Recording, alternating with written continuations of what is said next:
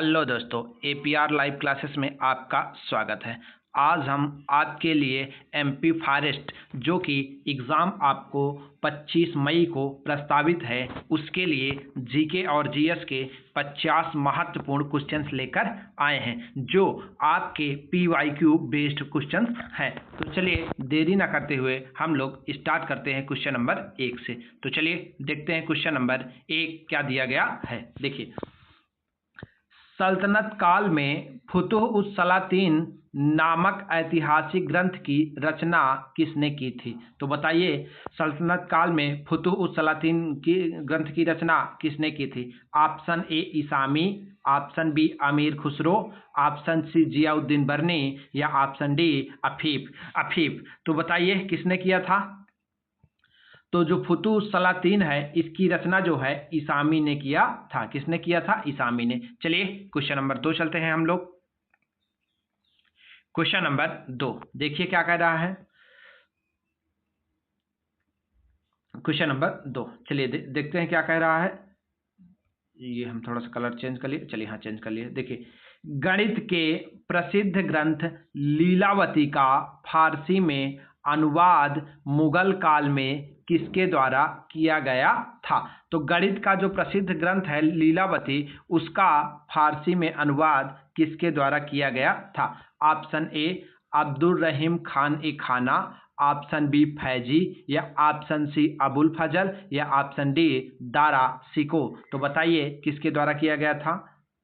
तो इसका जो राइट ऑप्शन हो जाएगा वो फैजी द्वारा किया गया था। लीलावती का फारसी में अनुवाद किसने किया था? फैजी ने किया था। बी नंबर राइट ऑप्शन हो जाएगा। चलिए क्वेश्चन नंबर 3 चलते हैं। प्रथम जैन संगीति का आयोजन किसके काल में और कहाँ हुआ था? तो प्रथम जैन संगीति किसके काल में हुई थी और कहाँ हुई थी? ऑप्शन ए अजात शत्रु के समय राजगृह में, ऑप्शन बी चंद्रगुप्त मौर्य के समय पाटलिपुत्र में, ऑप्शन सी कालाशोक के समय वैशाली में या ऑप्शन डी खारवेल के समय उदयगिरी में। तो चारों ऑप्शन देखिए और राइट ऑप्शन बताइए इसका क्या होगा। तो आपका इसका जो राइट ऑप्शन हो जाएगा वो ऑप्शन बी हो जाएगा, चंद्रगुप्त मौर्य के समय और पाटलिपुत्र में हुई थी। चलिए क्वेश्चन नंबर हम 4 चलते हैं। क्या कह रहा है समझिए। अशोक के 2 स्तंभ लेखों को टोपरा और मेरठ से दिल्ली लाकर किसने स्थापित करवाया था? तो बताइए का अशोक के 2 स्तंभ लेख टोपरा और मेरठ को दिल्ली लाकर किसने स्थापित करवाया था? Option A Iltutmish, option B Alauddin Khilji या option D C Firoz Shah Tughlaq या ऑप्शन डी सिकंदर लोधी। तो बताइए इसका राइट ऑप्शन क्या होगा। तो इसको जो लाया था, स्थापित करवाया था, वो फिरोज शाह तुगलक ने स्थापित करवाया था। 4 का सी नंबर राइट ऑप्शन हो जाएगा। चलिए क्वेश्चन नंबर 5 चलते हैं। देखिए, तमिलनाडु में स्थित सित्तनवासल की गुफाएं किस धर्म से संबंधित भित्ति चित्रों के लिए प्रसिद्ध है? तो बताइए सित्तनवासल की गुफाएं किस धर्म से संबंधित है? ऑप्शन ए बौद्ध धर्म, ऑप्शन बी जैन धर्म, ऑप्शन सी शैव संप्रदाय या ऑप्शन डी वैष्णव संप्रदाय। तो बताइए किससे संबंधित है। तो इसका आपका जो राइट ऑप्शन हो जाएगा वो बी हो जाएगा, सित्तनवासल की गुफाएं जैन धर्म से संबंधित है। चलिए क्वेश्चन नंबर नेक्स्ट चलते हैं। ये भी आपके बहुत बार क्वेश्चन पूछे गया है। संगम काल का प्रसिद्ध ग्रंथ तोल्काप्पियम, कौन सा? तोल्काप्पियम मुख्य रूप से किस विषय पर आधारित है? तो बताइएगा तोल्काप्पियम किस विषय पर आधारित है? ऑप्शन ए चिकित्सा शास्त्र, ऑप्शन बी खगोल शास्त्र विज्ञान, ऑप्शन सी तमिल व्याकरण या ऑप्शन डी युद्ध की नीतियों पर। तो ये जो आपका तोल्काप्पियम है ये तमिल व्याकरण पर आधारित है। 6 का सी नंबर राइट ऑप्शन हो जाएगा। चलिए नेक्स्ट चलते हैं। क्वेश्चन नंबर 7 देखिए क्या कह रहा है। देवबंद में दार उल उलूम की स्थापना जो कि कब हुई थी? 1866 में। मुख्य रूप से किसके द्वारा की गई थी? तो बताइए इसका ऑप्शन देखिए और राइट ऑप्शन बताइए। तो देवबंद में दार उल उलूम की स्थापना जो है वो मोहम्मद कासिम ननौतवी और राशिद अहमद गंगोही ने किया था। 7 का बी नंबर राइट ऑप्शन हो जाएगा। चलिए नेक्स्ट चलते हैं। क्वेश्चन नंबर 8 क्या कह रहा है? चित्रित धूसर मृद भांड संस्कृति का संबंध भारतीय इतिहास के किस काल से है? तो चित्रित धूसर मृद भांड किस काल से है? चारों ऑप्शन देखिए और राइट ऑप्शन बताइए।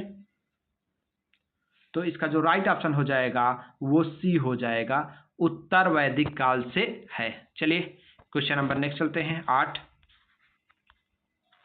क्वेश्चन नंबर 8 के बाद 9 देखिए, भारत में यक्षगान नामक पारंपरिक रंगमंच शैली किस राज्य में अत्यधिक लोकप्रिय है? तो बताइए यक्षगान किस राज्य की है लोकप्रिय है?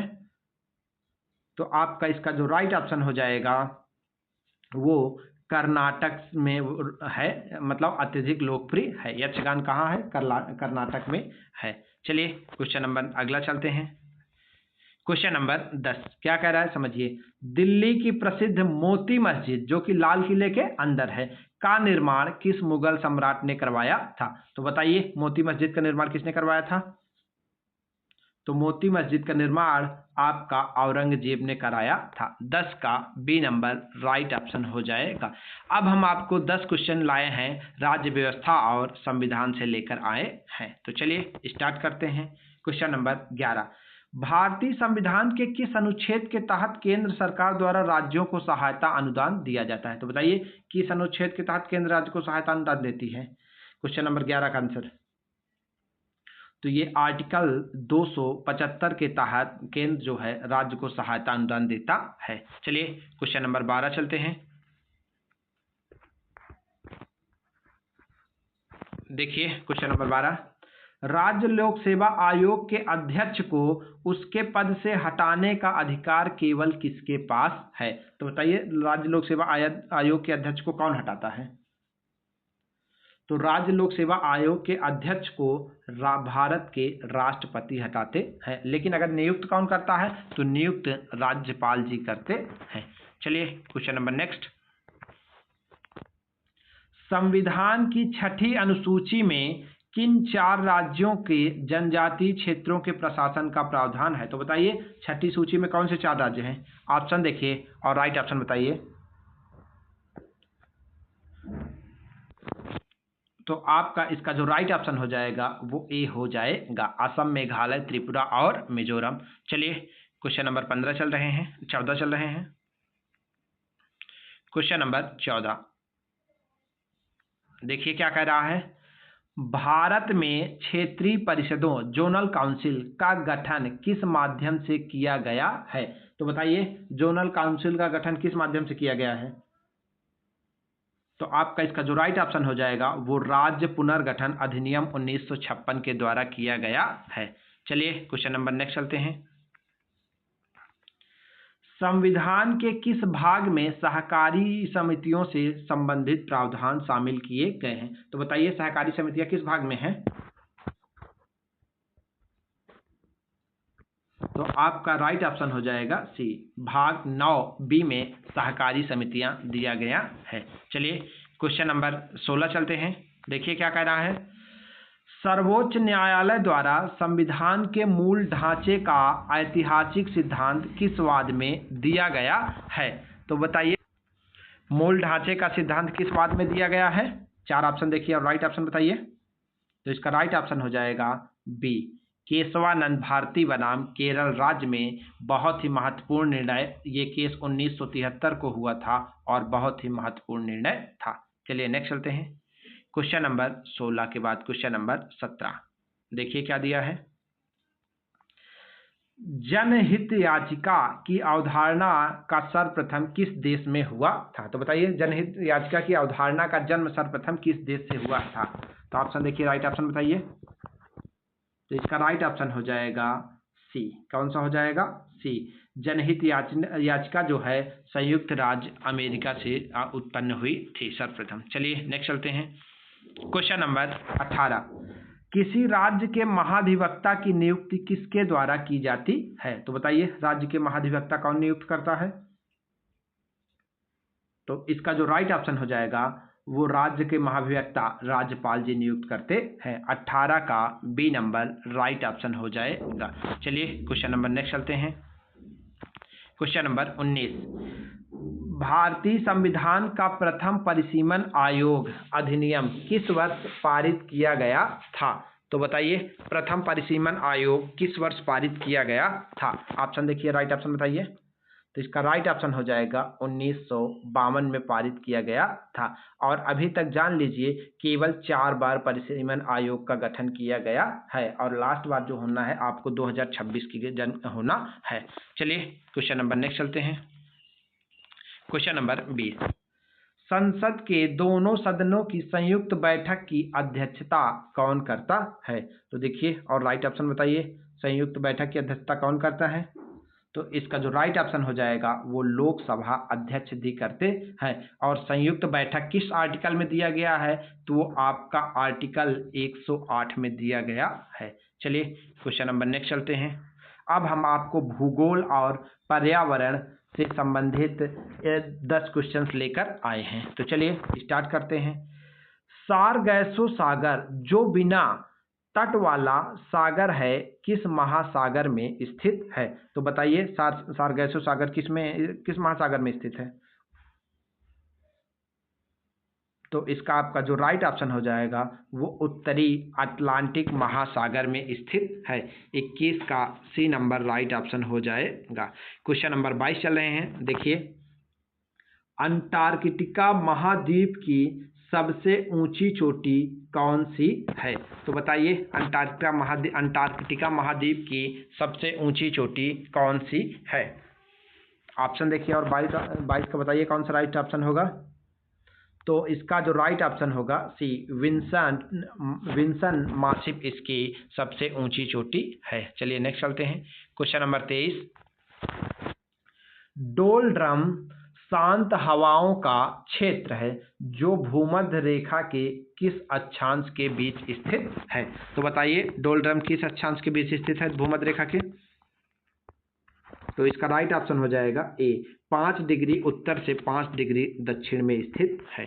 चलिए क्वेश्चन नंबर 24, भारत की कौन सी नदी कर्क रेखा को 2 बार काटती है? तो बताइए कौन सी नदी कर्क रेखा को 2 बार काटती है? तो इसका जो आपका राइट ऑप्शन हो जाएगा वो माही नदी जो है वो कर्क रेखा को 2 बार काटती है। और आपको पता है माही नदी आपके अरब सागर में गिरती है। चलिए क्वेश्चन नंबर नेक्स्ट चलते हैं। क्वेश्चन नंबर 25, कोला प्रायद्वीप जहां विश्व का सबसे गहरा कृत्रिम गड्ढा स्थित है किस देश में है? तो बताइए विश्व का सबसे गहरा कृत्रिम गड्ढा है कोला प्रायद्वीप किस देश का है? तो राइट ऑप्शन बताइए। तो आपका जो राइट ऑप्शन हो जाएगा कोला प्रायद्वीप रूस में स्थित है। चलिए क्वेश्चन नंबर नेक्स्ट चलते हैं। क्वेश्चन नंबर 26 समझिए क्या कहता है। अरावली पर्वत श्रृंखला को भूविज्ञान की दृष्टि से किस प्रकार के पर्वत का उदाहरण माना जाता है? तो बताइए अरावली पर्वत को किस प्रकार का पर्वत माना जाता है? तो इसका आपका जो राइट ऑप्शन हो जाएगा वो हो जाएगा अरावली पर्वत जो है वो अवशिष्ट पर्वत है। किस प्रकार का? अवशिष्ट पर्वत है। 26 का सी नंबर राइट ऑप्शन हो जाएगा। क्वेश्चन नंबर 27 देखिए क्या कह रहा है। पश्चिमी घाट में पाए जाने वाले उष्णकटिबंधीय पर्वतीय वनों को स्थानीय भाषा में क्या कहा जाता है? तो बताइए पश्चिमी घाट में पाए जाने वाले उष्णकटिबंधीय वन को क्या कहा जाता है? तो इसका जो राइट ऑप्शन हो जाएगा वो 16 वन कहा जाता है। क्या कहा जाता है? 16 वन कहा जाता है। चलिए क्वेश्चन नंबर नेक्स्ट चलते हैं। 28, दक्षिणी गोलार्ध में 40 डिग्री अक्षांश के पास चलने वाली अत्यंत तेज पछुआ हवाओं को नाविकों द्वारा क्या नाम दिया गया है? तो बताइए दक्षिणी गोलार्ध में 40 डिग्री अक्षांश के पास चलती है तो क्या नाम दिया गया है? तो इसका जो आपका राइट ऑप्शन हो जाएगा वो हो जाएगा जैसे 40 है तो इसका आपका जो नाम हो जाएगा 40 के अनुसार ही इसका नाम होगा। तो 28 का ये गरजता चालीसा ए नंबर राइट ऑप्शन हो जाएगा। चलिए नेक्स्ट चलते हैं। क्वेश्चन नंबर 29, वन्य जीवों की प्रवासी प्रजातियों के संरक्षण से संबंधित बान सम्मेलन किस वर्ष हस्ताक्षर किए गए थे? तो बताइए बान सम्मेलन किस वर्ष हस्ताक्षर किए गए थे? 29 का कौन सा ऑप्शन राइट होगा बताइए? तो जो बान सम्मेलन है वो 1979 में हस्ताक्षर किया गया था। 29 का बी नंबर राइट ऑप्शन हो जाएगा। चलिए क्वेश्चन नंबर 30, ग्रीन हाउस गैसों के उत्सर्जन को कम करने के लिए क्योटो प्रोटोकॉल को किस वर्ष अपनाया गया था? तो बताइए क्योटो प्रोटोकॉल को किस वर्ष अपनाया गया था? तो जो क्योटो प्रोटोकॉल है वो क्योटो प्रोटोकॉल को किस वर्ष अपनाया गया था? तो 1997 को अपनाया गया था। बी नंबर राइट ऑप्शन हो जाएगा। चलिए ने अब हम आपको इकोनॉमिक्स के 10 क्वेश्चन लाए हैं, तो चलिए देरी न करते हुए प्रारंभ करते हैं। अर्थशास्त्र में लाफर वक्र निम्नलिखित में से किन दो के बीच संबंध को दर्शाता है? तो बताइए लाफर वक्र किन के बीच संबंध को दर्शाता है? तो इसका आपका जो राइट ऑप्शन हो जाएगा ए हो जाएगा, कर की दर और कर राजस्व के बीच लाफर वक्र संबंध को दर्शाता है। चलिए नेक्स्ट करते हैं क्वेश्चन नंबर 32। क्या कह रहा है? बहुराष्ट्रीय कंपनियों द्वारा कर बचाने के लिए अपनाई जाने वाली रणनीति बीईपीएस का पूर्ण रूप क्या है? तो बताइए बीईपीएस का पूर्ण रूप क्या है? तो आपका जो राइट ऑप्शन हो जाएगा वो बी हो जाएगा, base erosion and profit shifting. क्या है? Base erosion and profit shifting. चलिए क्वेश्चन नंबर 33 चलते हैं। क्वेश्चन नंबर 33 क्या कह रहा है? भारत की प्रथम पंचवर्षीय योजना मुख्य रूप से किस आर्थिक मॉडल पर आधारित है? तो बताइए प्रथम पंचवर्षीय योजना किस मॉडल पर आधारित है? तो इसका जो राइट ऑप्शन हो जाएगा वो हैरोल्ड डोमर मॉडल पर आधारित है। बी नंबर राइट ऑप्शन हो जाएगा। चलिए नेक्स्ट चलते हैं क्वेश्चन नंबर 34। क्या कह रहा है समझिए। भारतीय रिजर्व बैंक आरबीआई द्वारा संचालित ऑपरेशन ट्विस्ट का मुख्य उद्देश्य क्या होता है? तो बताइए ऑपरेशन ट्विस्ट का मुख्य उद्देश्य क्या है? ऑप्शन देखिए, राइट ऑप्शन बताइए। तो इसका आपका जो राइट ऑप्शन हो जाएगा सी, एक साथ अल्पकालिक प्रतिभूतियों को बेचना और दीर्घकालिक प्रतिभूतियों को खरीदना। चलिए क्वेश्चन नंबर नेक्स्ट चलते हैं। क्वेश्चन नंबर 35 क्या कह रहा है समझिए। जापान में मिनीमाता बीमारी जल में किस भारी धातु के अत्यधिक प्रदूषण के कारण हुई थी? तो बताइए किस प्रदूषण के कारण जापान में मिनीमाता बीमारी हुई थी? तो 35 का बताइए राइट ऑप्शन कौन सा होगा?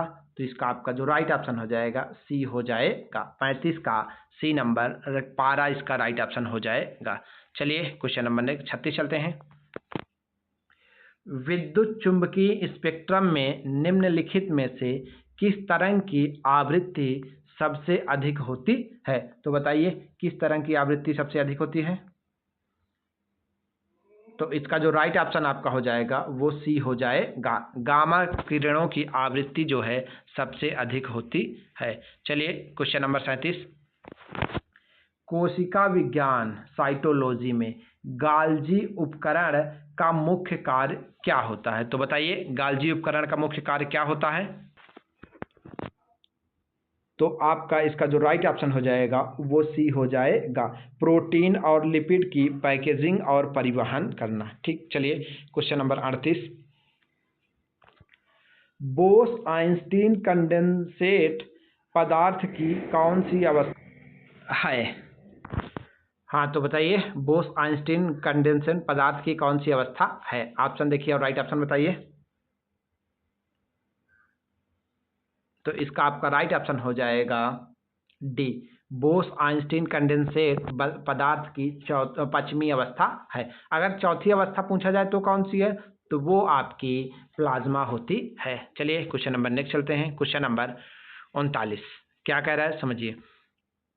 एक स्वस्थ मनुष्य के रक्त का सामान्य पीएच मान कितना होता है? तो बताइए एक स्वस्थ मनुष्य के रक्त का सामान्य पीएच मान कितना होता है?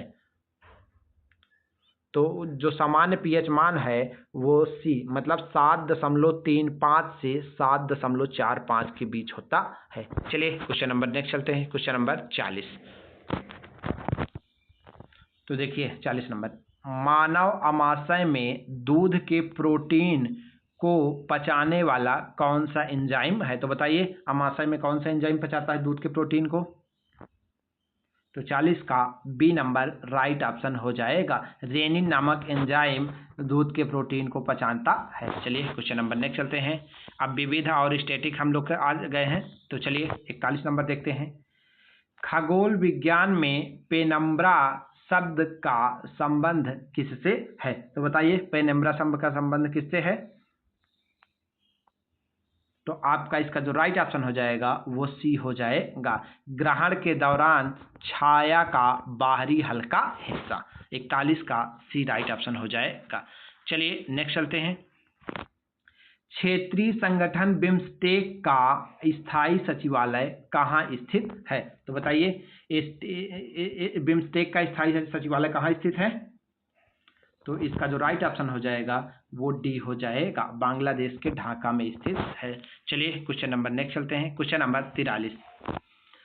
होजागिरी किस भारतीय राज्य का एक प्रसिद्ध पारंपरिक लोक नृत्य है जिसमें महिलाएं संतुलन बनाकर नृत्य करती हैं? तो बताइए होजागिरी किस भारतीय राज्य का नृत्य है? तो इसका जो राइट ऑप्शन हो जाएगा वो ए हो जाएगा, त्रिपुरा। आपका होजागिरी जो है त्रिपुरा का नृत्य है। चलिए नेक्स्ट चलते हैं, क्वेश्चन नंबर 44 क्या कहता है समझिए। सीधे सूर्य के प्रकाश को मापने के लिए किस उपकरण का उपयोग किया जाता है? तो बताइए सूर्य के प्रकाश को सीधे मापने के लिए किस उपकरण का प्रयोग किया जाता है? तो आपका इसका राइट ऑप्शन हो जाएगा बी, पायर हेलियोमीटर उपकरण का प्रयोग किया जाता है। चलिए क्वेश्चन नंबर नेक्स्ट 45 चलते हैं, क्वेश्चन नंबर 45। भारत के सर्वोच्च खेल सम्मान मेजर ध्यानचंद खेल रत्न, जो पूर्व में राजीव गांधी खेल रत्न के नाम से था, के प्रथम प्राप्तकर्ता कौन थे? तो बताइए मेजर ध्यानचंद खेल के प्रथम प्राप्तकर्ता कौन थे? ऑप्शन देखिए और राइट ऑप्शन बताइए।